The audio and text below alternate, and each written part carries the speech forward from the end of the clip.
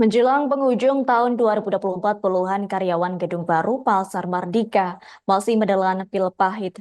Yakni sekitar 84 pekerja belum menerima pembayaran gaji yang kerap dijanjikan Kepala Dinas Perindustrian dan Perdagangan Provinsi Maluku, Yahya Kota.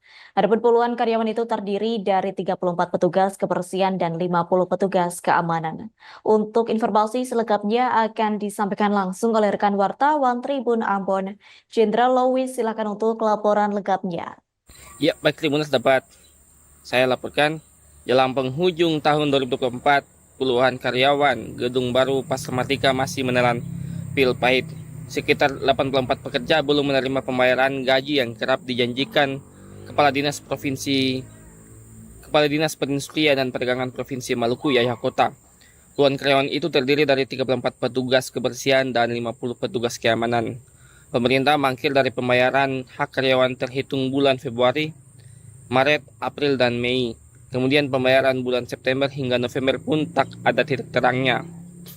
Akibat tak menerima gaji, mereka pun kesulitan memenuhi kebutuhan hidup sehari-hari. Jika diestimasikan Tribuners per orang sebesar 2,9 juta, maka total yang harus dibayarkan pemerintah senilai 1,7 miliar. Sebelumnya, pada Jumat 4 Oktober 2024 lalu, PLT Kepala Bidang Perdagangan Dalam Negeri di Seperindak Provinsi Maluku, Rofri Watimuri, mengaku pembayaran gaji akan dilakukan sesegera mungkin. Namun janji manis itu tak kunjung terwujud.